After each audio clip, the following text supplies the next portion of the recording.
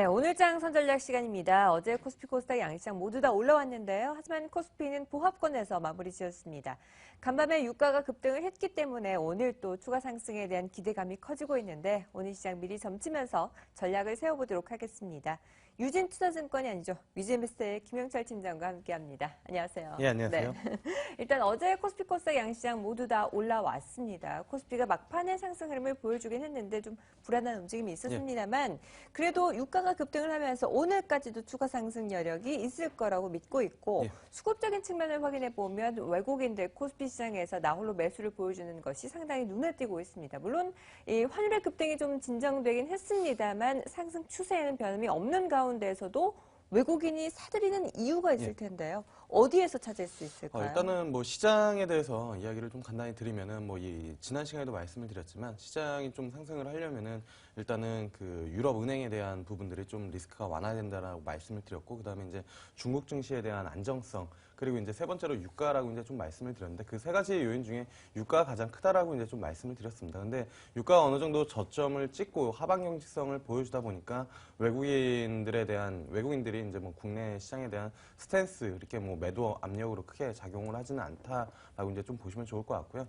물론 이제 최근 3거래일 매수세가 좀 들어오고 있고 뭐 외국인들이 사주고는 있지만 중요한 부분들은 그렇게 거래량이 크게 증가되지 않으면서 매수 여력도 좀 강하지는 않다라는 부분들입니다. 그래서 이거를 외국인들이 완전히 돌아왔다라고 평가하기보다는 사실 뭐 매도세가 좀 줄었다라고 이제 좀 보는 편이 맞지 않을까 이렇게 좀 보고 있고요. 추가적인 뭐 외국인들의 강한 매수세를 좀 기대를 하려면은 유가 여기서 추세적으로 상승 방향 쪽으로 뭐 방향을 잡든지 아니면은 26일, 27일에 있을 그 정상회담에서 좀 긍정적인 뉴스 플로어가 좀 나오든지 이러한 뭐 확실한 추세 전환에 대한 포인트가 좀 필요하지 않을까 이렇게 좀 보고 있고요.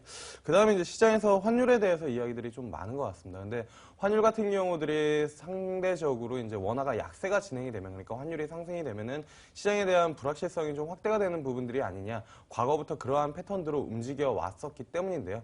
근데 지금 환율의 상승은 사실 외부적인 요인보다는 대내적인 요인이 조금 더 크지 않나 이렇게 좀 보고 있습니다. 그러니까 금리 인하에 대한 기대감이 좀 작용을 하고 있고요. 그리고 사실 뭐 외환 당국 쪽에서는 지금 원화 약세 그러니까 환율 상승에 대해서 어느 정도로 암묵적으로 묵인해주는 그런 상황이지 않나 이렇게 좀 보고 있습니다. 왜냐하면은 그간의 수출주들이 워낙 안 좋았기 때문에 환율 약세를 그냥 좀 묵인해주면서 그러한 부분들에서 기업 이익 개선을 좀 뭐 기대해 볼 수 있는 그런 흐름이 나올 가능성이 좀 높다라는 판단 하에 암묵적으로 좀 묵인을 하고 있는 그런 가능성도 좀 제기가 되고 있지 않나. 그래서 뭐 현 수준에서 외국인들과 그다음에 환율의 방향성이 뭐 지속적으로 이렇게 움직일 가능성은 좀 높지 않습니다. 그래서 뭐 흔히 말하는 뭐 변곡점이다라고 할 수 있는 것은 아무래도 이제 뭐 G20 그 정상회담 쪽에서에 대한 어떤 움직임들이 좀 나오는지 그 부분들이 좀 확인을 하고 해야 되지 않을까 이렇게 좀 보고 있습니다. 네, G20 정상회의도 확인을 해봐야겠습니다만 그동안에 외국인들의 매수를 이끌어줬던 건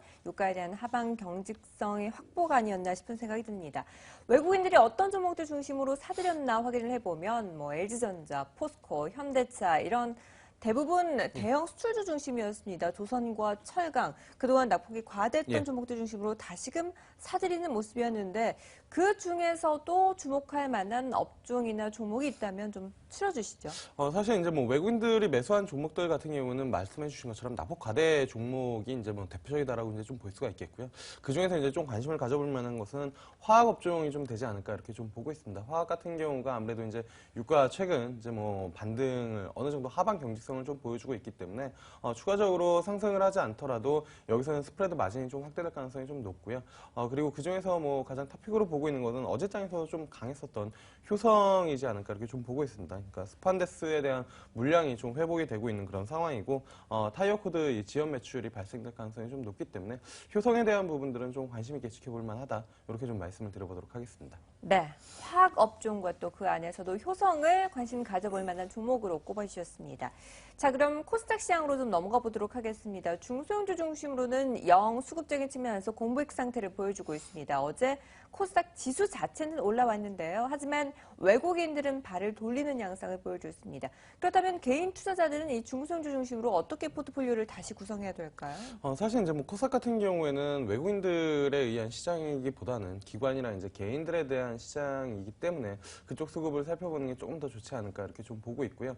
현재 수준 같은 경우에는 포트폴리오 리밸런싱이 좀 나타나고 있는 그런 구간이지 않을까 이렇게 좀 보고 있습니다. 그래서 아무래도 낙폭과대주들이 조금 뭐 올라오다 보니까 지금 그 외에 이제 뭐 코스닥 종목들도 좀 올라오고 있는 그런 상황인데 개인적으로는 저 PER 종목들이 다 목에 찬 다음에 그 다음에 코스닥이 좀 강하게 움직일 가능성이 좀 높지 않을까. 아직까지도 뭐 저 PER 종목들이 조금 뭐 올라오려면은 소폭의 룸은 좀 남아 있고 여기에서 이 종목들이 조정을 받으면서 뭐 성장주 위주로 다시 한번 움직이는지 아니면은 그 저 PER 종목들 낙폭과대 종목들이 올라왔던 부분들이 차익 실현이 나오면서 같이 코스닥이 좀 차익 실현이 나오는지 이 부분들을 좀 고민해봐야 되지 않을까. 그래서 아직까지는 뭐 코스닥 성장주에 대한 부분들보다는 저 PER 종목에 대한 뭐 투자 포인트를 잡고 시장을 여전히 좀 대응을 하는 게 맞지 않을까 이렇게 좀 보고 있습니다. 네, 일단 시장이 올라오기 전까지는 저 PER 관련주에 대해서 다시 한 번 더 체크를 해보시면서 포트폴리오를 미리 구성하시는 게 좋겠다라는 의견까지 확인을 해봤습니다.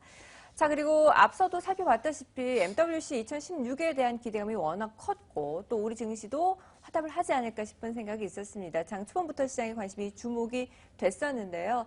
어쨌든 이 삼성전자는 하락세를 보여줬고 오히려 LG전자의 매기가 쏠리는 양상을 보여줬습니다. 왜 이렇게 다르게 이유가 나타난 걸까요? 사실 뭐 MWC 쪽에서 이유를 찾아보다면은 뭐 G5에 대한 그 호응도가 훨씬 더 좀 높았지 않았나 이렇게 좀 보고 있고요. 네. 어제 뭐 흔히 말하는 포털 실시간 검색어에서도 갤럭시 S7에 대한 검색보다는 G5에 대한 검색이 뭐 실시간 검색어 1위를 기록할 정도로 이제 좀 관심이 높았다라는 점입니다. 그리고 실질적으로 지금 뭐 G5 같은 경우에는 G 프렌즈를 통해서 이제 확장성을 좀 보였다라는 부분들도 좀 기대감을 갖게 하지 않았나 이렇게 좀 보고 있고요. 그렇기 때문에 상대적으로 지금 뭐 삼성전자보다는 LG전자 쪽에 이제 좀 포커싱이 되어 있지 않나. 그래서 LG전자 같은 경우는 여기다가 이제 뭐 G5가 좀 뭐 잘 팔린다라고 하면 MC 사업부의 흑자 전환에 대한 이슈까지 이제 좀 같이 맞물려 있고요. 그리고 뭐 지난 시간에서도 LG전자에 대해서 이제 뭐 관심을 가져보고 집중을 해보자라고 좀 말씀을 드렸지만 어쨌든 전장 부품에 대한 부분들 거기에 플러스 알파로 이번에 MC 사업 부분들이 흑자 전환이 된다라고 하면은 상당히 뭐 긍정적인 움직임들이 많이 나타날 가능성이 좀 높기 때문에 뭐 꾸준한 관심이 좀 필요하지 않을까 이렇게 좀 보고 있습니다. 네, 실적 성장까지 더해지면서 G5가 또 반응이 더 좋았다고 하니까 LG전자도 흐름이 좋았던 것 같습니다.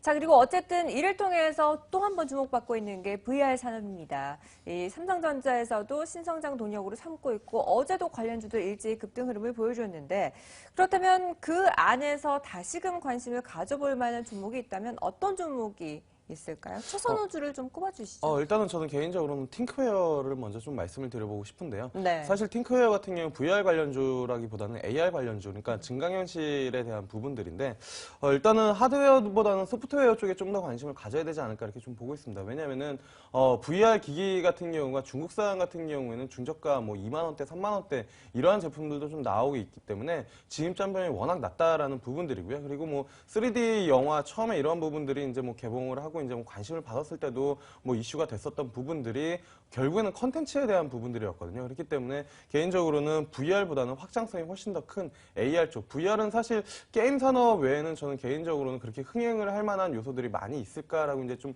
고민을 해보고 있는 그런 상황인데 AR 같은 그러니까 증강현실 같은 경우는 상당히 활용도가 높다라는 부분들입니다. 그리고 실질적으로 팅크웨어 그 증강현실 내비게이션을 사용해 보신 분들 같은 경우에 상당히 신기하다라는 부분들이 있고요. 그리고 이게 나중에 자율주행까지도 같이 연동이 될 수 있는 그런 부분들이기 때문에 저는 팅크웨어 쪽에 대한 부분들을 좀 관심 있게 볼만하지 않을까 이렇게 좀 말씀을 드려보도록 하겠습니다. 네, VR 사업 안에서는 하드웨어보다는 아직까지 소프트웨어에 관심을 가져보자라면서 종목으로는 팅크웨어를 꼽아주셨습니다. 자, 일단 간밤에 유가도 급등을 했습니다. 유럽 증시에 이어서 뉴욕 증시까지도 일제히 오름세를 보여주면서 우리 증시도 오늘 오를 만한 우호적인 환경은 만들어졌다라고 보시면 되겠는데요. 오늘 시장 어떻게 전략을 세워야 될지 또 관심 가져볼 만한 종목 있으면 제시해 주시죠. 일단은 뭐 배틀을 좀 짧게 잡는 게 낫지 않을까. 뭐 1900선 위쪽으로 좀 올라와서 50선에 가까울수록 차익 실현을 좀 하는 게 맞지 않을까 이렇게 좀 보고 있고요. 네. 관심 종목 같은 경우에는 뭐 지난 시간에서는 LG전자를 말씀을 드렸는데요.